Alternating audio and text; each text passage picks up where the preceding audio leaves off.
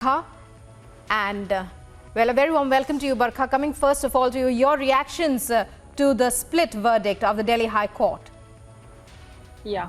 See, yesterday only I knew that it would be a split judgment, and we were expecting the same. And again, it's not only the rights of the wives. What about the rights of the husband? And too much interference in the marriage already has broken this institution. We're destroying our family culture. We are ending the whole. We have destabilized the marriage institution. So we already had a hashtag trending marriage strike sometime before when the discussion started in Delhi High Court. There were n number of boys who contacted me, husbands. They already said that why we need to marry. If and moreover, let's talk about the technicalities, which I've already talked on many shows.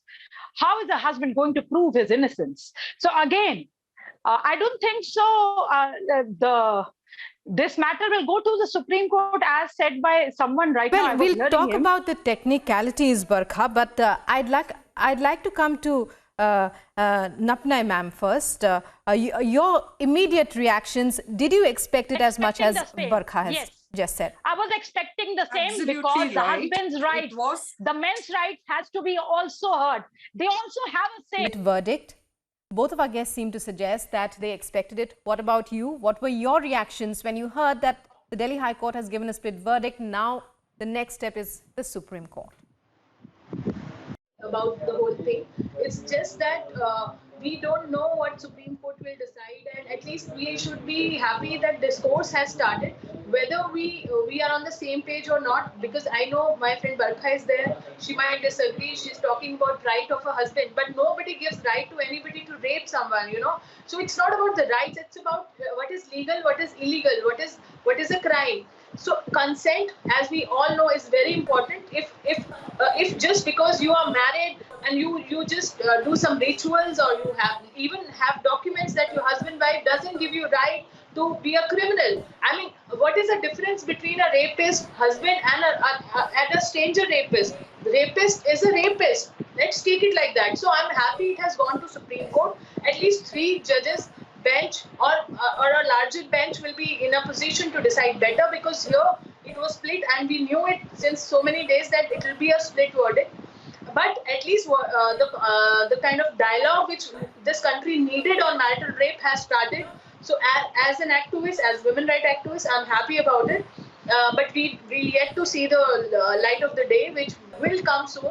And a larger bench will do justice to this particular issue, which is a very sensitive issue. At the same time, I know people will troll and people will tell me about the misuse. I agree with the audience that misuse of every law is there. So when it comes to women's rights, why people object to that? Misuse of each and every law is in this country. So it is up to the courts, it is up to the lawmakers to have it a watertight kind of a legal thing, that where even a woman who is putting a false case should be kind of punished, or you can say should be penalized. So why are we not going ahead with the law just because of the fear of misuse? Is it the right thing to do? No. You make a watertight kind of a law which should not be misused. And a person, whether man or woman misusing, should be penalized for that. So how difficult it is for our country, where we are talking so much global, to make a law. So Barkha, I know we always have difference of opinion, but you are talking about, is it a husband's right to rape a wife?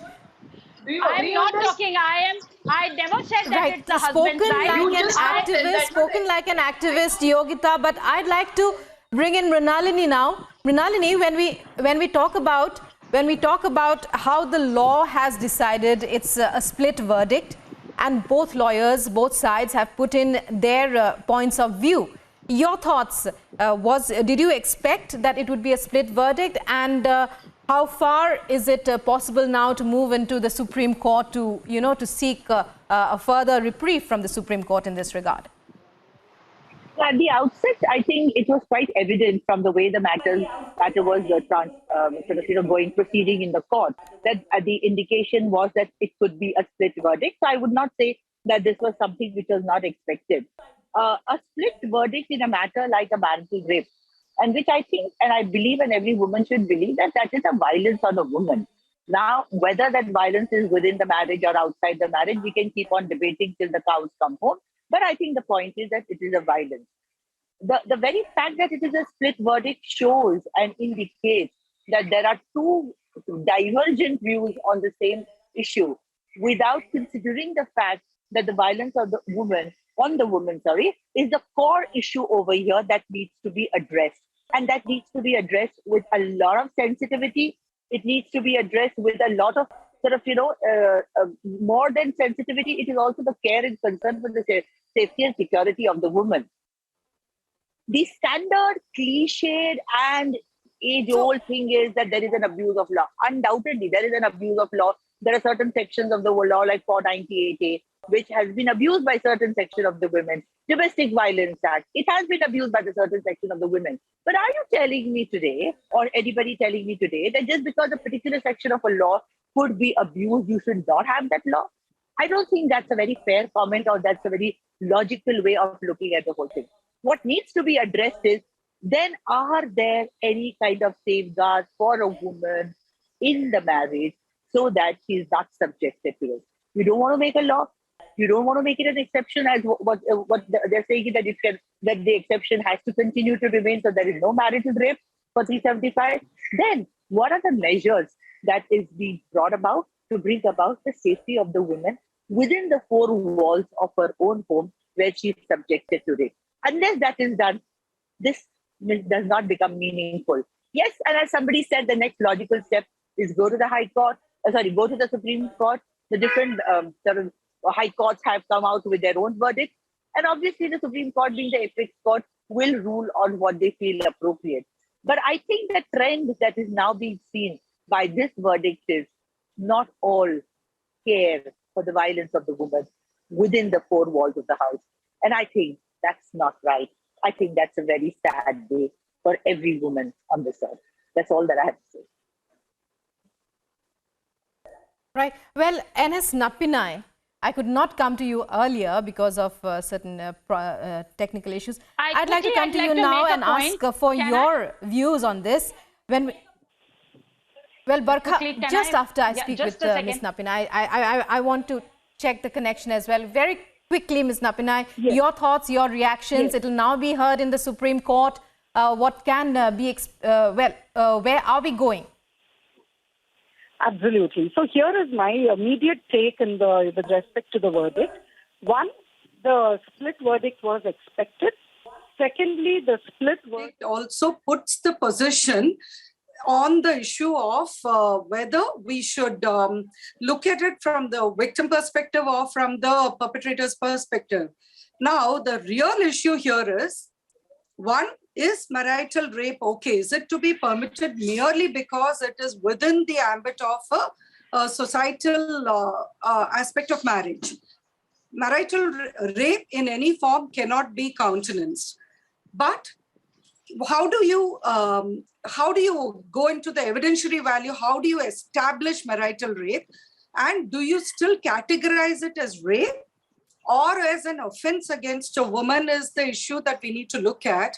As was rightly pointed out by one of the speakers earlier, a consensus mechanism, a mechanism where all stakeholders come together to find out alternatives and not merely look at it as a black and white instance of yes, it's rape or no, it's not rape is the best way forward, according to me.